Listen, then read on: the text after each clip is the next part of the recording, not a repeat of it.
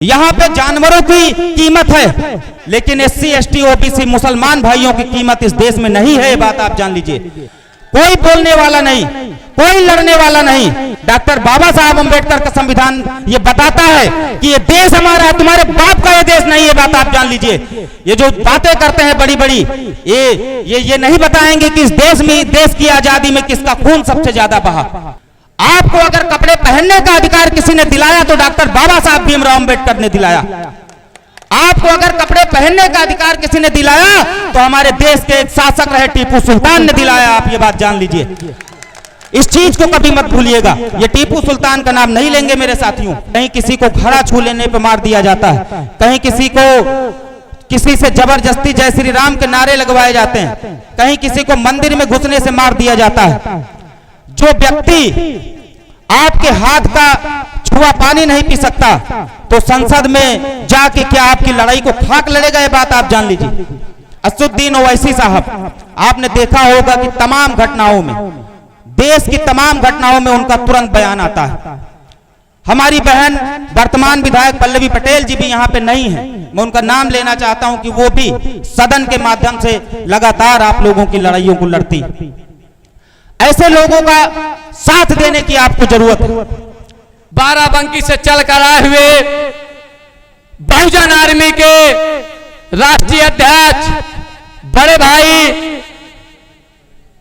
माननीय एडवोकेट देवा रावत जी से निवेदन करूंगा कि वह और समाज के बीच अपनी बातों का रखने का काम करें। जय जय जय जय जय भीम, जय भीम, जय भारत, जय संविधान। समय समय पर जन्मे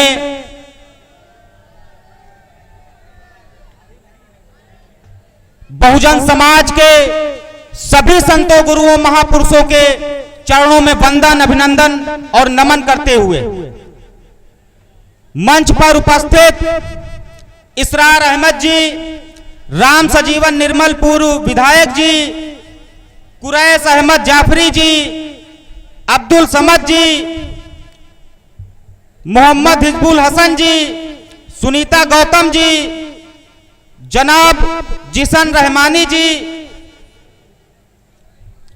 एवं इस चुनावी जनसभा में उपस्थित तमाम आम और आवाम और हमारे प्रिय साथी, बड़े व छोटे भाई, इस देश की आधी आबादी महिलाओं को मेरा सादर नमन और जय भीम। साथियों, चुनावी माहौल है। तमाम तरीके के समाज के ठेकेदार आपके पास आएंगे और आपसे वोट की अपील करेंगे। मैं आपको आगाह कर देना चाहता हूं कि वो लोग जब आएंगे तो आपसे मंदिर और मस्जिद की बात करेंगे। वो लोग जब आएंगे तो आपसे हिंदू और मुसलमान की बात करेंगे। लेकिन मेरे साथियों, आप अपनी हक और अधिकार पे अड़े रहना। आप बोलना कि 10 साल से तुम्हारी सरकार है, 10 साल से, और पूर्ण बहुमत की सरकार हम लोगों ने बनाई। क्या किया आपने हमारे भाइयों के लिए? क्या इस देश में महिलाएं सुरक्षित हैं? क्या इस देश में युवाओं को रोजगार मिल रहा है? क्या इस देश में अन्याय अत्याचार रुकने का नाम ले रहा है?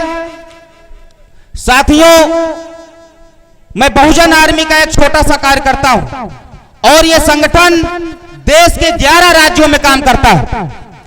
मैं तमाम प्रदेश जाता हूं, मैं हर जगह देखता हूं कि मैं जब चलता हूं तो वहां की भाषा बदल जाती है, वहां का कपड़ा बदल जाता है, वहां का खाना पीना बदल जाता है, वहां के लोग बदल जाते हैं। लेकिन हमारे समाज पे, एससी एसटी ओबीसी और मुस्लिम समाज पे जो अन्याय अत्याचार होता है वो कहीं नहीं बदलता मेरे साथियों। और कोई इस पे बोलने वाला नहीं, कोई इस पे आवाज उठाने वाला नहीं। और जब चुनाव का समय आता है तो तमाम ठेकेदार आपके बीच में, आपके पास वोट की अपील करने आते हैं। मेरे साथियों, माताओं एवं बहनों, ये वोट का अधिकार आपको खैरात में नहीं मिला। इस वोट के अधिकार के लिए डॉक्टर बाबा साहब अम्बेडकर ने अपने 4 बच्चों की कुर्बानी दे दी। डॉक्टर बाबा साहब अम्बेडकर ने अपने समाज के लोगों ने ही उनका विरोध किया। डॉक्टर बाबा साहब अंबेडकर अडिग रहे, खड़े रहे और उन्होंने 2 साल 11 महीने 18 दिन में आपको एक भारतीय संविधान दिया। और वो डॉक्टर बाबा साहब अंबेडकर का संविधान एक vote one value, 1 vote 1 value का अधिकार देता है। चाहे उस देश का प्रधानमंत्री क्यों ना हो, चाहे इस देश का, इस प्रदेश का मुख्यमंत्री क्यों ना हो, चाहे वो इस देश का राष्ट्रपति क्यों ना हो, जिस वोट का अगर उसके वोट की कीमत है, जो वोट को उसके वोट की कीमत, वही वोट की कीमत आपकी भी है मेरे साथियों। डॉक्टर बाबा साहब अंबेडकर ने बहुत कठिन प्रयासों से, अथक प्रयासों से आपको वोट का अधिकार दिलाया। आप उस वोट का महत्व समझिए, उस वोट को आप उस प्रत्याशी को दीजिए जो आपके दुख और दर्द में शामिल रहे, जो आपके ऊपर अन्याय अत्याचार हो रहा है उस पर खड़ा रहे, जो आपके बच्चों की शिक्षा पे बात करे, जो आपके बच्चों की, आपके भाइयों के रोजगार पे बात करे, आप उसको वोट दीजिए मेरे साथियों। आज आप देखते होंगे पूरे प्रदेश में लगातार खबरें आती हैं, आप अखबार के माध्यम से देखिए, आप सोशल मीडिया के माध्यम से देखिए, और सोशल मीडिया ही हम लोगों को दिखाता है मेरे दोस्तों, मेरे साथियों। इस देश की जो मनवादी मीडिया है, इस देश की जो मेन स्ट्रीम मीडिया है, वो आपके और हमारे ऊपर हो रहे अन्याय अत्याचार को नहीं दिखाया गया, बात आप जान लीजिए। भारतीय संविधान ये बिल्कुल इजाजत नहीं देता है कि जब बरेली में हमारे मुसल भाई की दाढ़ी को खींच के उससे जय श्री राम के नारे लगवाए, ये बात आप भूलिएगा मत मेरे साथियों, ये बात बताने आया हूं। एक एक वोट देके उस अन्याय अत्याचार का बदला लेना है, आप ये जान लीजिए। तमाम अन्याय अत्याचार होते हैं, लेकिन आज उनकी औकात समझ में आ रही है। आज वो आपके बाद बीच में फिर आएंगे और फिर आपसे चिकनी चिकनी चुपड़ी चुपड़ी बातें करेंगे, लेकिन आप हर उस अन्याय अत्याचार को याद रखिएगा। आप सब लोग जानते हैं जेल में किसकी हत्या कर दी गई, ये बात आप सभी लोगों को पता है। किसी की हैसियत नहीं है कोई मुंह खोल के बोल दे, ये आप सभी लोग जानते हैं। पुलिस की कस्टडी में हत्या हो जाती है, जेल में बंद हमारे समाज के व्यक्ति की हत्या हो जाती है, कोई बोलने वाला, ये बात आप जान लीजिए। मुसलमानों की रहनुमाई सभी करेंगे, दलितों की रहनुमाई सभी करेंगे, महिलाओं की रहनुमाई सभी करेंगे, और यही 3 वर्ग सबसे ज्यादा, अगर इस देश में कोई पीड़ित है तो यही 3 वर्ग पीड़ित हैं, ये बात आप जान लीजिए। ये बात बताने आया हूं आपको। यहाँ पे जानवरों की कीमत है, यहाँ पे पशुओं की कीमत है, लेकिन SC ST OBC मुसलमान भाइयों की कीमत इस देश में नहीं है, ये बात आप जान लीजिए। कोई बोलने वाला नहीं, कोई लड़ने वाला नहीं। डॉक्टर बाबा साहब अंबेडकर का संविधान ये बताता है कि ये देश हमारा है, तुम्हारे बाप का ये देश नहीं है, बात आप जान लीजिए। ये जो बातें करते हैं बड़ी बड़ी, ये नहीं बताएंगे कि इस देश में, देश की आजादी में किसका खून सबसे ज्यादा बहा, ये आपको नहीं बताएंगे। एक समय था मेरे साथियों, मेरी माताओं बहनों, जो नहीं जानता मैं आपको बता दूं, एक समय था जब इस देश में मनुस्मृति लागू होती थी। मनुस्मृति से ये देश चला करता था, और वो मनुस्मृति हमको, आपको, जो यहाँ पे हमारी माताएं बैठी हैं, जो महिलाएं बैठी हैं, उनको कपड़े पहनने तक का अधिकार नहीं था मेरी माताओं बहनों, ये बात आप जान लीजिए। आपको अगर कपड़े पहनने का अधिकार किसी ने दिलाया तो डॉक्टर बाबा साहब भीमराव अंबेडकर ने दिलाया। आपको अगर कपड़े पहनने का अधिकार किसी ने दिलाया तो हमारे देश के एक शासक रहे टीपू सुल्तान ने दिलाया, आप ये बात जान लीजिए।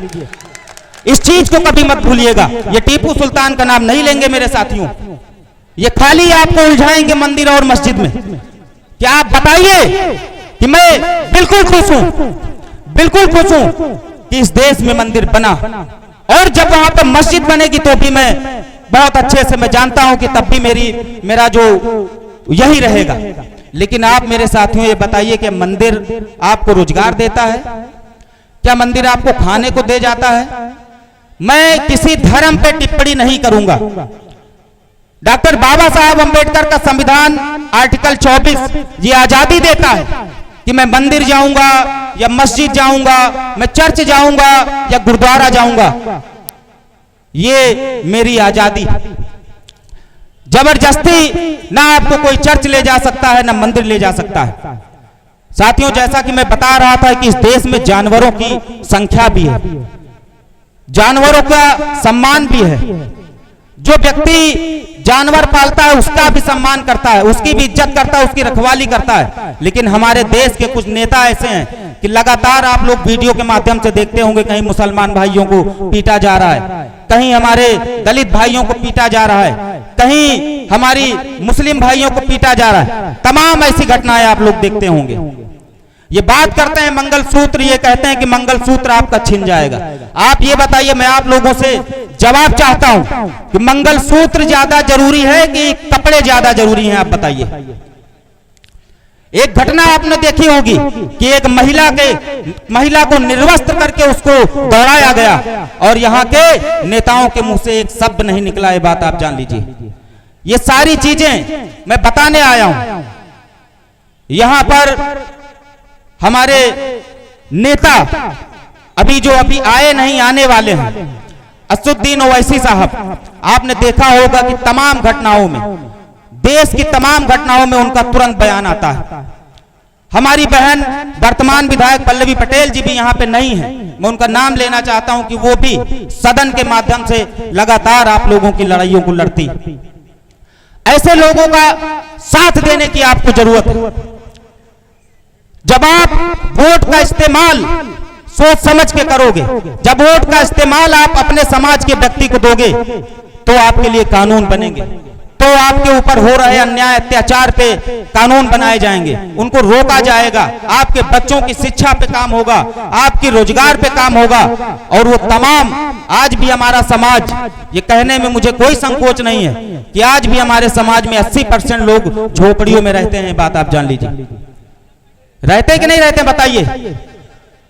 और ये बात करेंगे कि देश बहुत ऊपर चला गया, देश बहुत ऊपर चला गया। मोदी जी जब 2014 में आए तो कहने लगे, अरे मेरे साथियों, हमारे दलित समाज को मत मारो, मुझे मार लो। और आज आप देखिए, क्या मोदी जी वीडियो नहीं देखते होंगे? क्या उनको नहीं पता होगा? क्या वो अखबार नहीं पढ़ते होंगे? क्या वो न्यूज चैनल नहीं देखते होंगे? तमाम रोज घटनाएं होती हैं हमारे समाज के साथ। मैं तो खाली समाज हित की बात करता हूं। और मैं एक बात बता दूं कि राजनैतिक मंच ये मेरा पहला है। 2018 से मैं संगठन चला रहा हूं, बहुजन आर्मी। अगर पहली बार मैंने राजनैतिक मंच पे साझा किया तो आज यहाँ का पहला दिन मेरा। साथियों, मुझे लगातार फोन आते हैं, कहीं से फोन आता है कि मेरे भाई को पुलिस वालों ने पकड़ के रखा है और 3 दिन हो गए, 4 दिन हो गए, उसको छोड़ नहीं रहे। कहीं पे ये सुनाई मिलता है कि हमारे भाई की हत्या हो गई, हमारे परिवार में अन्याय अत्याचार हुआ, कोई पुलिस वाला बोलने को तैयार नहीं। आप जान लीजिए, कौन लड़ता है आपकी लड़ाई बताइए? इस देश में चुनाव आएगा और चला जाएगा, आपके ऊपर अन्याय अत्याचार होगा। जो जिस व्यक्ति को आप नेता बनाओगे, सांसद बनाओगे, विधायक बनाओगे, वो 5 साल आपको दिखेगा नहीं। ये बात आप जान लो, 5 साल आपको नहीं दिखेगा। फिर आपकी लड़ाई अगर कोई लड़ने आएगा तो असदुद्दीन ओवैसी साहब आएंगे, पल्लवी पटेल जी आएंगे और देवा रावत आएगा।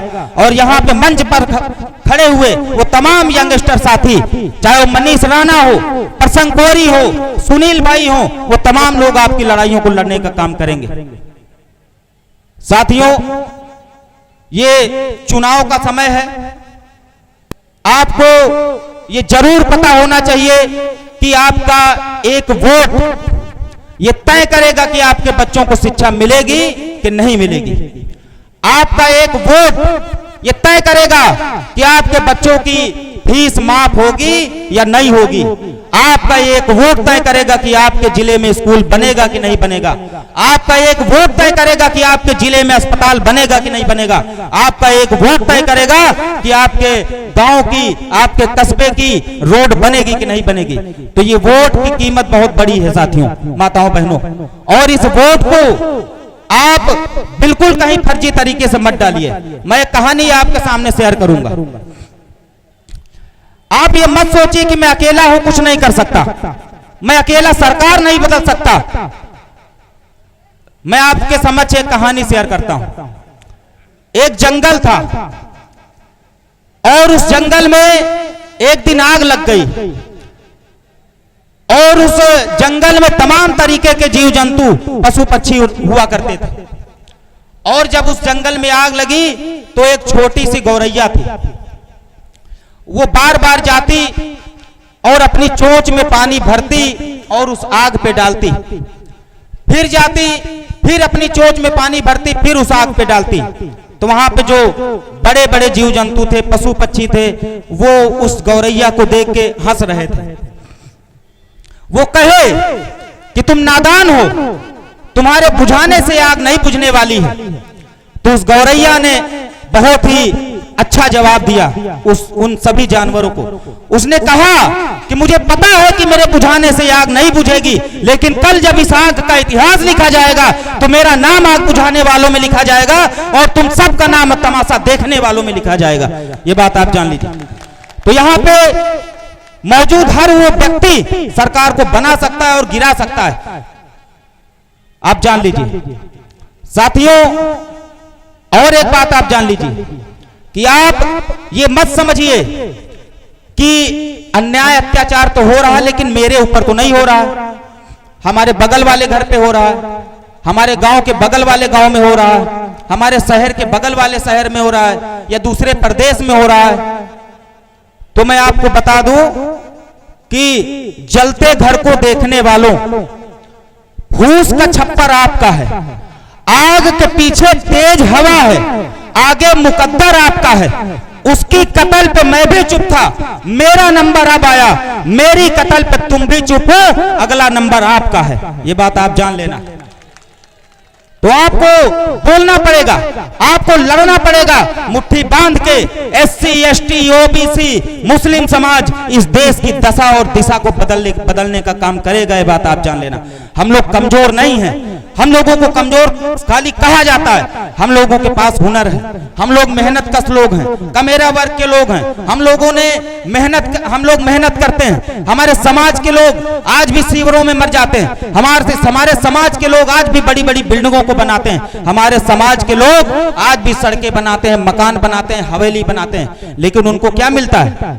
उनको खाली धोखा मिलता है। 2014 में जैसा अभी हमारे छोटे भाई प्रसंग जी ने कहा कि सबको वादा किया गया था, सभी से वादा किया गया था कि 15-15 लाख आएंगे।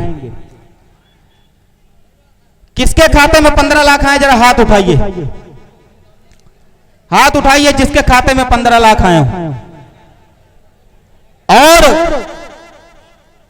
2014 में तमाम वादे किए गए, लेकिन आज आप गैस सिलेंडर की कीमत को देख लीजिए, आज आप पेट्रोल की कीमत को देख लीजिए, आज आप डीजल की कीमत को देख लीजिए, आज तमाम तरीके के जो हमारे और आपके घरों में खाना बनता है, अरहर की दाल ले लीजिए, तेल ले लीजिए, तमाम चीजें आप देखिए। ये लोग ये नहीं चाहते हैं कि आप अच्छा खाएं और अच्छा पहने। ये लोग ये नहीं चाहते हैं कि आपके बच्चे अच्छे स्कूलों में पढ़ें, क्योंकि जब आपका बच्चा शिक्षित होगा, जब आपका बच्चा पढ़ा लिखा होगा, तो वो सरकार से सवाल करेगा। और इनको ये बिल्कुल पसंद नहीं है कि कोई सरकार से सवाल करे, इनको ये बिल्कुल पसंद नहीं है कि कोई इनसे सवाल करे। माताओं बहनों, मान्यवर साहब श्री कांसीराम जी भी बहुत संघर्ष किए और वो किसी पार्टी विशेष के नहीं है, सभी पार्टियां उनको महापुरुष का दर्जा देती। उन्होंने ये कहा था कि आप जितनी सीटें मुझे लाके दोगे अपनी जनता से, आवाम से, कहा था कि आप जितनी सीटें जिताओगे उतने काम आपके होंगे सदन में। उन्होंने जब पहली बार चुनाव लड़ाया, तमाम सीटों पे चुनाव लड़ाया, लेकिन उनकी खाली 3 सीटें आई। लोकसभा में 3 लोग गए, और जब लोकसभा में 3 लोग गए तो उनकी शर्त थी, सबसे बड़ी शर्त यह थी कि लोकसभा के अंदर डॉक्टर बाबा साहब अंबेडकर की आदम कद की मूर्ति को स्थापित कराया जाए। दूसरी शर्त यह थी कि आरक्षण को मजबूती से लागू कराया जाए। तीसरी शर्त यह थी कि डॉक्टर बाबा साहब अंबेडकर को भारत रत्न दिया जाए। 3 सांसद उनके जीत गए और तीनों शर्तें उन्होंने मनवाई। आज अगर एक व्यक्ति आपकी लड़ाई को लड़ने अगर लोकसभा में जाता है तो वहां पे आपकी आवाज को बुलंद करेगा, आपके ऊपर हो रहे अन्याय अत्याचार पे बात करेगा, आपके बच्चों की शिक्षा पे बात करेगा, आपके बच्चों की, भाइयों की के रोजगार की बात करेगा। मेरे साथियों, आज के इस दौर में अन्याय अत्याचार चरम पर है।